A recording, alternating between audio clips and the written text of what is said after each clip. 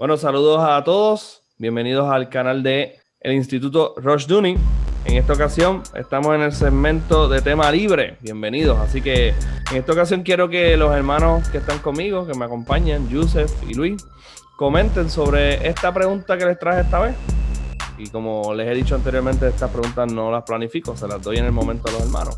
Y es que ellos opinan libremente, ¿verdad? O qué tienen que decir o qué opinión se merece a la expresión soberanía. Soberanía. Y soberanía lo quiero traer y lo voy a traer en un contexto en este momento porque sí fue algo que tiene que ver con algo que me estuvo pasando recientemente. Y es que estuve hablando con algunos estudiantes sobre que supuestamente, y digo supuestamente porque yo no lo creo, la soberanía reside en la nación y obviamente la nación es definida en ese momento como la gente, okay, el demos. Así que nada, por eso es que le traigo esta inquietud a mis hermanos, así que los dejo a que opinen libremente. Yusef, Luis, cuando ustedes quieren hablar, ¿qué es soberanía? Y puede ser real esto que les acabo de traer. Estamos grabando. Ya,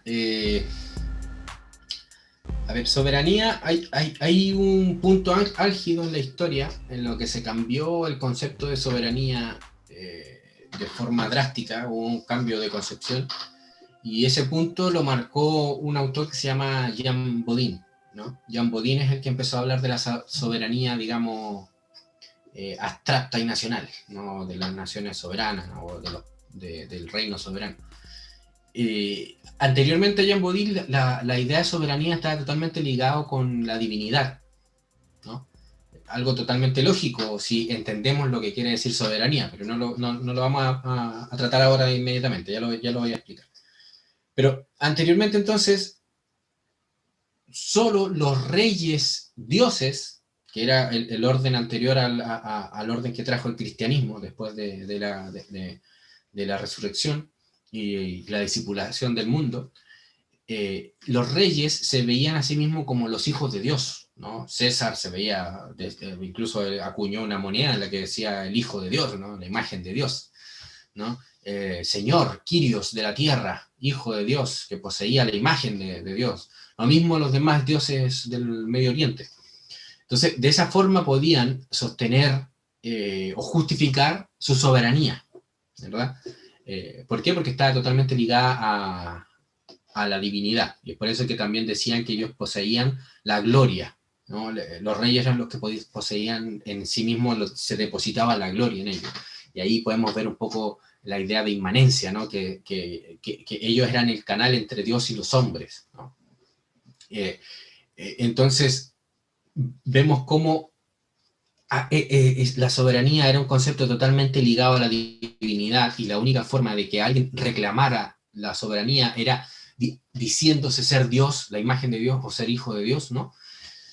Luego Jean Bodin, ¿qué es lo que trajo? Esta, digamos, secularización, por decirlo así, bien usada la palabra secularización, del término soberanía, ¿no? Y de ahí se empezó a hablar acerca de la soberanía del pueblo, ¿no? La soberanía de las naciones, la soberanía de incluso del rey, ¿no? La idea era quitar esa trascendencia y establecer una inmanencia absoluta, ¿no? de la soberanía, ¿no? Después vino Hegel, ya Hegel haciendo al Estado, dándole la inmanencia misma y no hay trascendencia por encima del Estado, sino que el Estado es Dios en la tierra. Entonces, después de Jean Bodin, el concepto de soberanía ya se retomó a algo terrenal totalmente, ¿no? Ya que tenía que ver con lo que hay acá dentro y no con una fuente externa, ¿no? No con algo que trasciende a nuestra realidad. Y para entender el concepto de soberanía y para por supuesto, responder el por qué como cristianos debemos oponernos a una soberanía inmanente, el concepto de soberanía quiere decirnos una atribución que tiene aquel, o un atributo, o una virtud, mejor dicho, que tiene aquel que reclama sobre sí soberanía. Y estos atributos les van a sonar muy, muy familiares. Primero, que es absolutamente independiente, ¿no? Es soberano e independiente, es autónomo. ¿Qué reclaman los estados cuando son soberanos? Que ningún otro estado o entidad tiene potestad o facultad de decirle cómo debe actuar, cómo debe legislar, porque es autónomo, ¿no? La única forma de decir que eres soberano es que no hay nadie por encima de ti, ¿verdad? Que eres excelente, que eres perfecto para lo que vas a hacer, ¿no? Para lo que eres. Esa es la idea, que tienes una competencia para llevar a cabo lo que llevas a cabo, ¿no? Como tal, ¿no? Por eso es que eres soberano e independiente. Y por tanto, todas estas virtudes que revelan lo que es ser soberano, no calzan con nada en lo terrenal, ¿me entiendes? Y como tal, pues se tiene que recurrir a una abstracción, que es la que creó Hegel y la que se ha sostenido hasta en nuestros días de distintas maneras, pero se ha mantenido esa misma abstracción, ¿no? Que el Estado representa la unidad del pueblo, ¿no? La nación, pero la nación que no puede ser representada por ninguna de las partes del pueblo, porque la nación son los que fueron, los que son y los que serán. Por tanto, nunca nadie, ningún pueblo, ni aunque todos estén de acuerdo en un mismo momento, de llegar a decir que tomar una decisión democrática, por decirlo así, no pueden representar a la nación nunca, en ningún momento. Es a través del Estado, que el Estado es el que objetiviza esa soberanía, ¿verdad? Por tanto, ¿qué es lo que quiero llegar a todo esto? Declarar que el Estado es soberano es declarar que el Estado es Dios. Eso es básicamente, ¿no? Que el Estado es Dios. Y como Dios puede declarar la ley, puede declarar, puede ostentar el poder, ¿no? Y por tanto requiere del poder. Y así un montón de lógicas que se van a dar en la idea del Estado soberano, en que se tiene que trabajar en ello. ¿Para qué? Para que se mantenga la idea de soberanía. Tiene que tener poder, fuerza bruta, tiene que tener la capacidad de dar una ley, de ser independiente, autónomo, ser divino en últimas instancias, ¿no? Ser divino. Por tanto, un cristiano debe oponerse totalmente a la idea de soberanía. Yo no comprendo cómo los cristianos pueden decir, no, nosotros como pueblo debemos defender nuestra soberanía, porque para decir que somos como pueblo soberano, que es otro artilugio que se inventaron los políticos para, para meternos la idea de que somos parte del gobierno, es que el pueblo es soberano, y eso es mentira, porque el pueblo nunca va a ser soberano de manera material o práctica, siempre va a ser a través de la representatividad, otro concepto ideado, creado para esta tecnología del Estado, ¿no? Que es un concepto que es un pseudo concepto, porque nadie lo puede definir, nadie puede definir qué es una representatividad política, ¿no? No es más que una cuestión indefinible. Es cierto, Entonces, yo le hice, y perdón que le interrumpa, hermano, pero es que esto es bien importante porque yo le pregunté a mis estudiantes, ¿quién te representa? Y yo lo único que tengo que hacer para que todo el mundo sea parte de supuestamente una representación es preguntarle por algún político que ellos detestan. Donald Trump te representa, Joe Biden te representa, el gobernador tal te representa. Siempre hay un distanciamiento. Siempre hay un distanciamiento. No falla, pero tiene que ver con esto. Y es cierto, eso de la representación es muy buena observación. Y le quería preguntar y volver. Yo sé que ya lo dijo, pero quiero que vuelva y lo repita. ¿Por qué la nación? O sea, hay que corregir varias cosas ahí. La nación no es soberana. ¿Por qué la nación no es soberana? Sé que tiene que ver con que nación no es lo mismo que territorio y sabemos que se traslada a la abstracción del Estado, pero vale, me gustaría que repitiera eso porque esa era precisamente mi pregunta. bueno, el concepto de nación, por supuesto que debemos definirlo y definirnos de qué estamos hablando, ¿no? Porque hay muchas definiciones de nación dependiendo de las presuposiciones que tenga o de tu religión, ¿no? Ya lo habíamos dicho en otra pregunta. Eh, con nación estamos hablando aquí en los términos cristianos a la fe, ¿no? A la fe básica, fundamental que tenemos y que compartimos individuos y que nos identificamos unos con otros, ¿no? En esa fe. Y por tanto, decir que un pueblo es soberano, estaríamos diciendo, cayendo en la contradicción, de decir que el pueblo define su propia fe, como se le dé la gana, ¿no? La determina, ¿no? y ya estaríamos escapando de la idea de que la fe es algo dado, algo revelado, ¿verdad? Y en vez de que sea algo revelado, es algo creado por nosotros mismos, ¿no? Y ya no estaríamos hablando de religión cristiana, estaríamos hablando de cualquier tipo de humanismo descrito ahí, ¿no? Pero vuelvo a insistir con el término soberano. Soberano es aquel que es independiente, que es absoluto y que tiene la capacidad de que su palabra sea ley, de lo que diga, como se creía antiguamente, la palabra del rey era la ley, ¿no? ¿Por qué? Porque él tenía la inmanencia, el poder, la gloria, ¿no? Entonces él tenía la soberanía. Y por tanto, el concepto de soberanía solo puede ser identificado con Dios, ¿no? Si queremos usar una tecnología teológica de la teología sistemática, es un atributo que Dios no comparte, o sea, que no da, no lo comparte, ¿no? No es un atributo que le ha dado a la creación, es un atributo que es solo de él, ¿no? Sí, no es soberano, pero soberanito. Claro. Hermano Luis, ¿qué opinión se merece o qué observación o qué comentario se merece a este tema, hermano?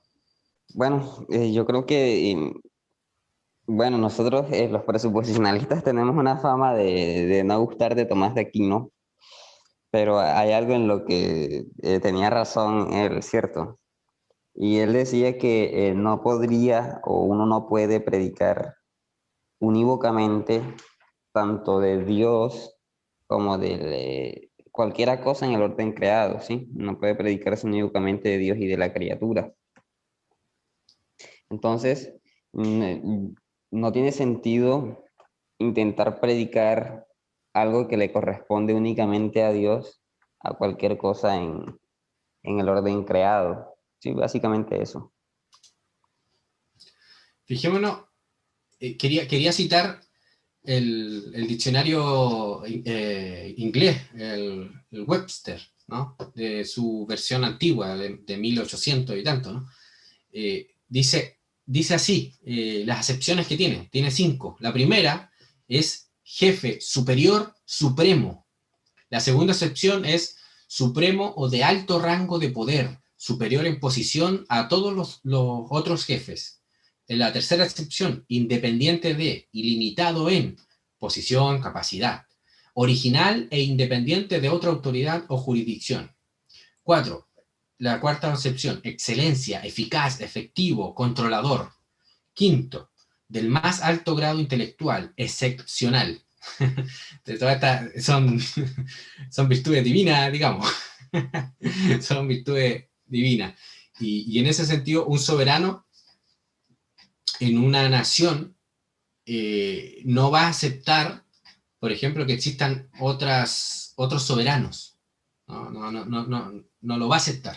¿No? Eso es imposible, ¿no? Es como decir que en Roma existieran dos Césares. Eso iba a terminar mal. Y de hecho, así terminó. Terminó mal. Cuando hubieron creo que 3 Césares en un momento, me parece, ¿no? Eso terminó mal. ¿No? Entonces, el soberano siempre va a reclamar de manera celosa la soberanía solo para él, de manera exclusiva, ¿no? Y mire qué casualidad como Dios reclama ser él soberano de manera exclusiva. Él desea la adoración para él solamente, la atención para él solamente, y él es celoso de su gloria, ¿no? Y por tanto no la comparte, ¿verdad? Es interesante esa capacidad, o digamos, esa característica del soberano, que es celoso de su soberanía, y por tanto que un cristiano reconozca soberanía a ya no en estos tiempos a una persona como el rey, sino a una abstracción, sigue siendo igual de idolátrico, igual de quebrantador del pacto. Corríjame ustedes, hermano. Esto significa entonces que como único se puede sostener una supuesta soberanía fuera del verdadero soberano, que es lo que nos sugiere el hermano Luis.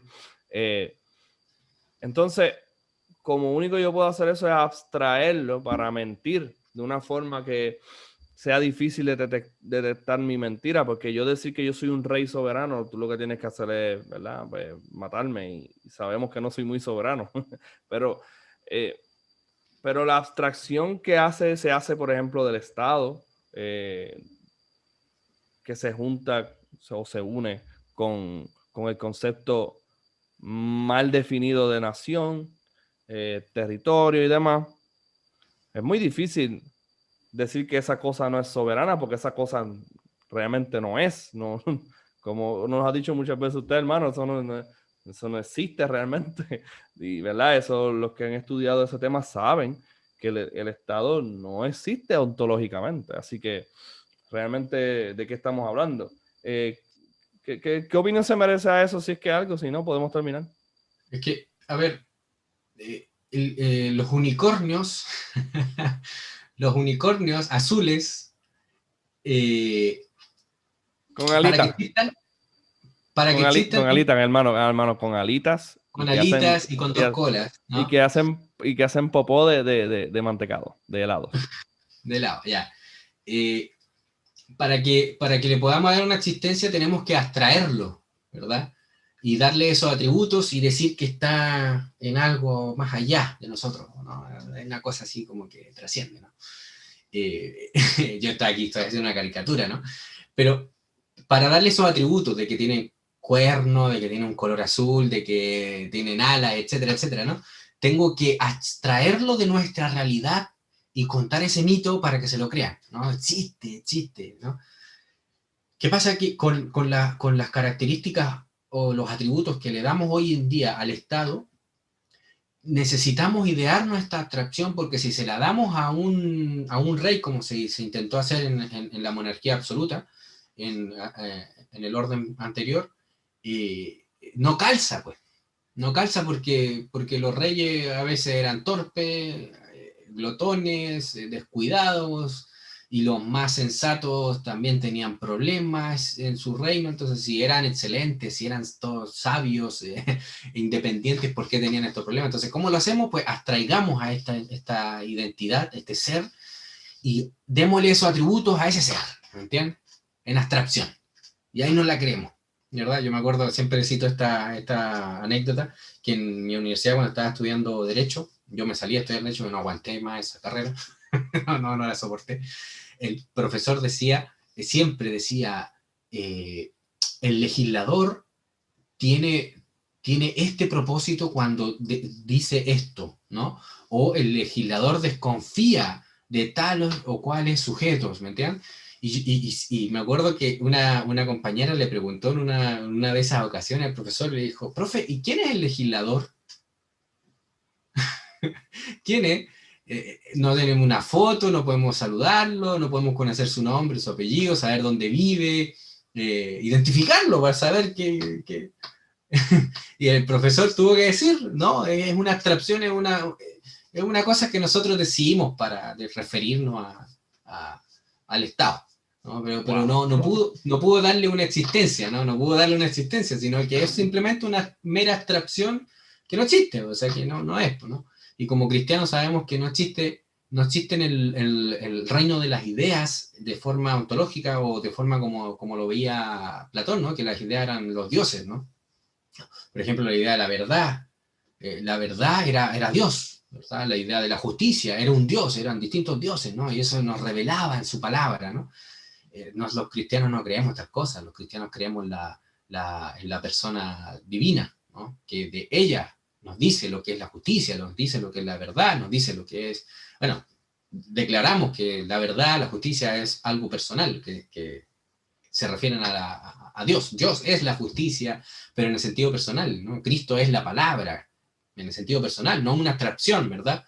Entonces, eso es importante que lo recalquemos, no creemos nosotros en abstracciones de la justicia, porque si creemos que existe una abstracción, como la justicia, como la ley, entonces estamos obligados a pensar de que todos nos debemos someter a esa abstracción, ¿no? A moldarnos a ella, incluido Dios.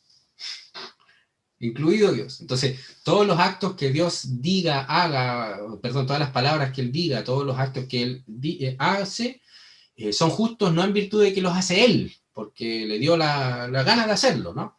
De forma que de su voluntad, sino porque se ajustan a esa abstracción de la justicia.